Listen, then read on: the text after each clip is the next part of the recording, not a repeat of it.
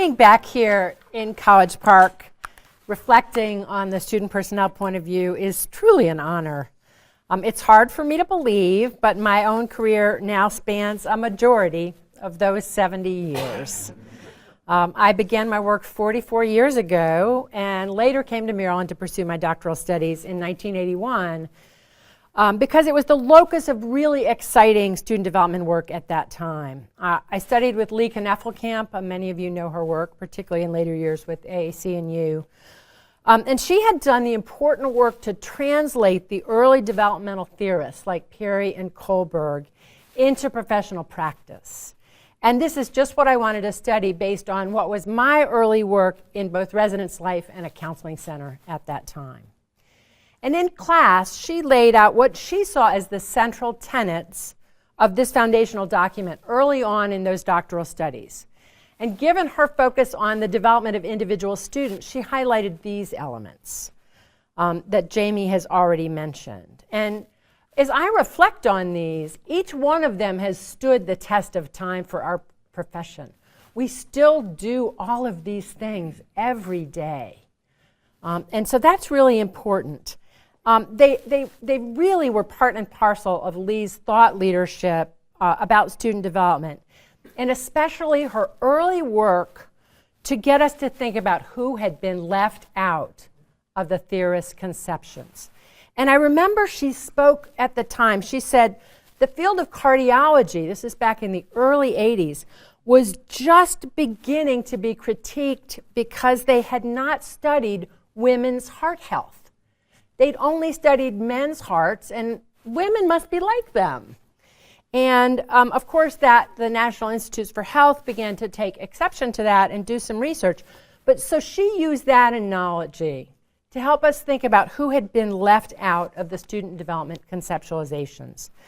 And that emphasis, the who's not here, has shaped my entire professional practice.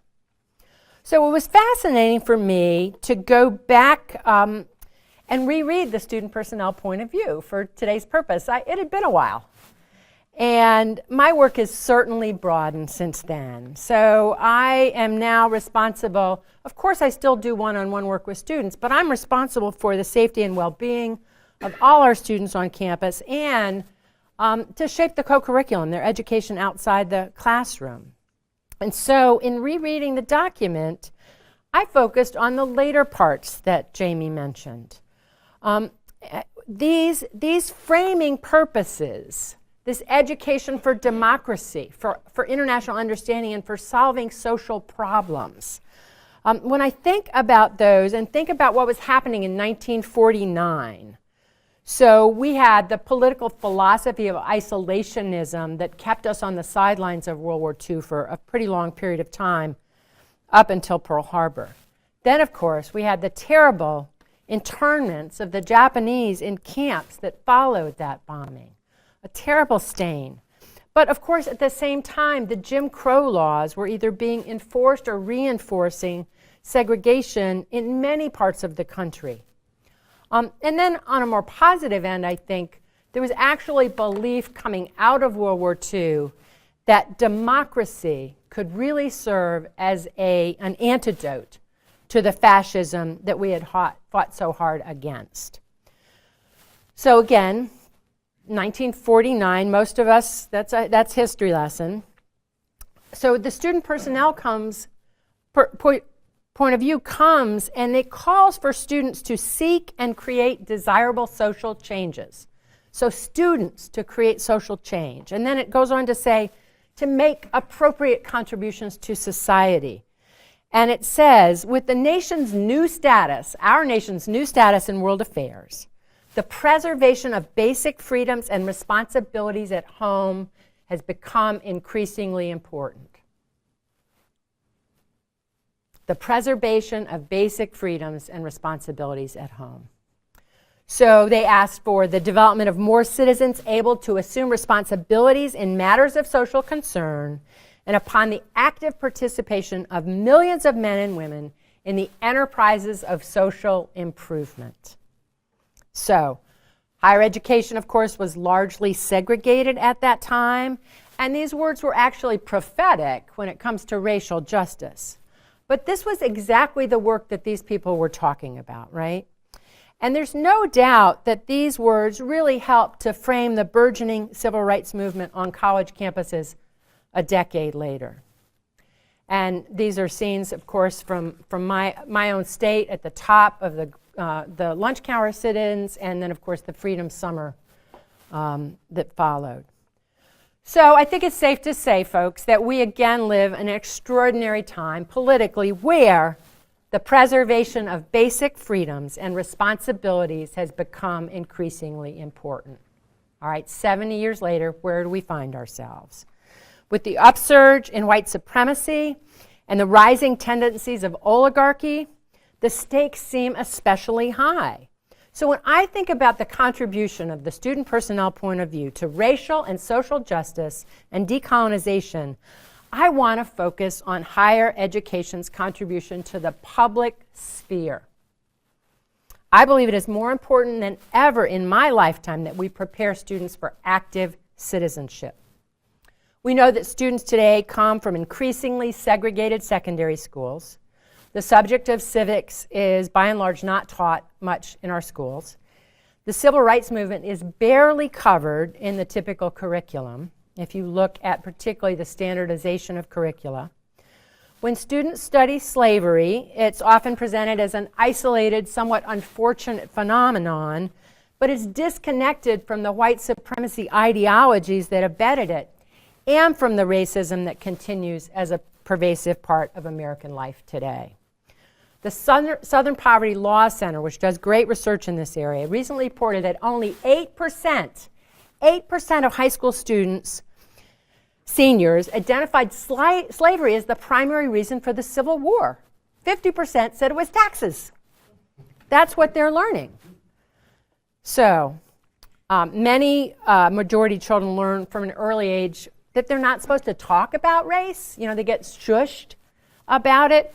And yet it's sort of striking, so they know it must really matter, and so it has this larger than life but rarely spoken of kind of phenomenon.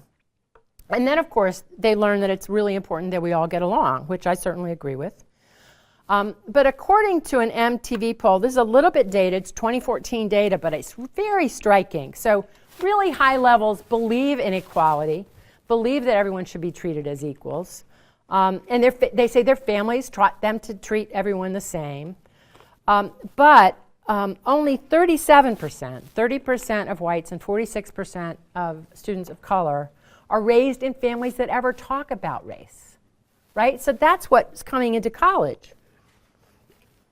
Now we know that one of the ways that white supremacy persists on campuses is through the practice of a kind of post-racialism that young people have been raised with since the Obama era, right? Now that we have a black president, everything is solved. And so by pretending that racism is a thing of the past, it really gets nurtured. And part of the myth of post-racialism, I think, is the critique of identity centers on campus. You've all heard this, and I know there are people doing powerful work in these centers. But for those who would like to believe that racism is in our past, these centers are seen to undermine the opportunities for cross-racial interaction that might lead to greater open-mindedness. Yet we know for students trying to establish their identity in an avoidant or even hostile environment, they are a lifeline. Scholars, including my colleagues here, cite their effectiveness in creating buffers against acts of bias. And centers provide coaching on how to tap into informal networks, how to navigate to leadership opportunities, how to address stereotypes when confronted with them, especially on predominantly white campuses. So our students arrive on campus with little preparation for engaging with and learning from diverse others. And while our students of color come with every expectation of finding community, they're often meeting a different reality. And that legacy of exclusion has cast this long shadow. Now we know the value of inclusive learning environments. They lead to broader collections of thought, ideas and opinions are widened, they are more likely to experience a wider array of perspectives. Research shows that when students encounter novel ideas or new social situations, they're pressed to abandon their automated scripts and think in more active ways. And researchers particularly note the power of interracial friendships in enhancing self-confidence, motivation, educational aspirations, cultural awareness, and commitment to racial equity. So we play an essential role in creating the space where students can take the risk of being in community together. Now, on my campus, the Social Justice Incubator is one such space. And these students come together to collaborate, engage, and organize around issues of social justice. They use this space to convene and support one another, to discuss current issues, to form dialogue groups, to organize actions and incubate ideas, and to educate the campus community about issues of social justice. So they are learning the tools of organizing and activism right there at home. But let's be clear, student activism is practicing democracy. There's no better place for our students to learn the essential tools of organizing for change. Many students today are practicing on our campuses and then taking the issues off campus, out into the community on issues like living wage or voting rights or immigration policy. In a recent report on youth activism, Rashida Gavan and colleagues noted that learning activism can disrupt the school-to-prison pipeline for secondary school students of color who are disciplined at a significantly greater rate than their white counterparts. At times when questions about how best to support youth educational attainment and address racial injustice and economic inequality are at the forefront of conversations, both in the US and globally, this research has really helped highlight the connections between the field of youth development and youth organizing by lifting up what these young people learn in these organizing activities. It is hard work to prepare for and practice and do and reflect upon true civic engagement opportunities, whether you're protesting a dress code at your school or being concerned about voting rights. And guess what? It results, research shows, in self-efficacy, skill development, and empowerment. And it's keeping those at-risk students engaged in school and focused because it has meaning. So we also know that millennials comparatively sat out the 2016 elections. They rebounded in 2018 a bit, but they were turned off by the tone. They saw little that felt relevant to their lives. And without their participation, frankly, it was pretty easy to institute a racist, anti-immigrant, and autocratic administration. And looking forward, surveys are showing that high school students feel strongly about racial equality and want to create a more equitable world. Prejudice and racism are among the top 3 concerns of Gen Z members, along with education and the financial crisis. It's hard to believe the school shooting in Parkland, Florida, was less than a year ago. Think about that. Soon after that shooting, you'll remember, of course, these Gen Z students used news media and social media so effectively to draw attention to their calls for tighter gun control. Exactly 1 month after that shooting, they coordinated a 17-minute school walkout to commemorate the lives that were lost that day, those 17 lives. And it reportedly garnered over 1 million participants 1 month later. It was followed shortly by a march on Washington that was replicated in over 800 locations across the globe, more than 1 million people. So you might remember, and these, by the way, are the NRA members that are yelling at the protesters. Colleges across the country quickly posted statements shielding recently admitted students from any disciplinary consequences should they be arrested at a demonstration like this, and said, in effect, you are the students we want. On our campus, we've worked with another tool that can help fuel anti-racism work and nurture democratic engagement, because I believe those two things go hand in hand. It's called deliberative dialogue, and is a structured approach to teaching the skills required for deep communication across difference, with a goal to increase the civic participation and citizen engagement that we need to preserve a robust democracy. The National Issues Forum of the Kettering Foundation promulgates this approach that brings together students with diverse viewpoints and experiences to discuss really difficult issues, but with the help of an issue guide, which is an overview of a public problem with 3 or 4 possible approaches to the problem, along with costs and consequences and trade-offs. Researchers at our campus found that while students arrive at college distrustful of group decision-making, that they can be taught to imagine and implement a new kind of politics through deliberation. Perhaps more importantly, a longitudinal follow-up of their participants and a matched sample found that both cohorts disliked the degree of political polarization that we find, but the program participants were more involved in the political process, more likely to believe that their education prepared them for such involvement. They also cited the usefulness of the skills taught in other life arenas, making them better listeners, invested in understanding those with whom they disagree, and appreciating alternative viewpoints. So that's pretty powerful. Last night, I was honored to MC a celebration of the 100th anniversary of the first meeting of the group that formally became the National Association of Deans and Advisors of Men, which just 2 years after the student personnel point of view became NASPA. I remember Lee Kneffel telling me to avoid NASPA because it was an old boys network and I'd never get anywhere in it. So it's both an irony and an honor that I'm representing NASPA here today as its board chair. And I want to end by describing my leadership task for the year, leading the strategic planning process that will guide NASPA's efforts for the next 5 years.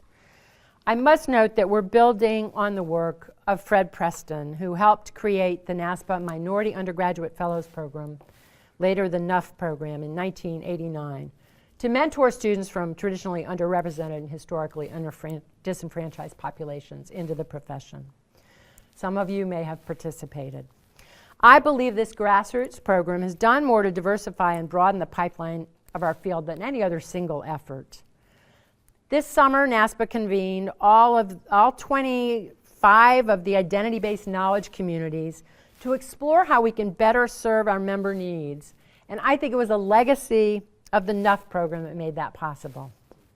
In February, we will convene our group of leaders to explore the indigenous peoples' efforts within NASPA, our protocol, practice, and policy, and with systemic attention to the indigenous communities and program planning.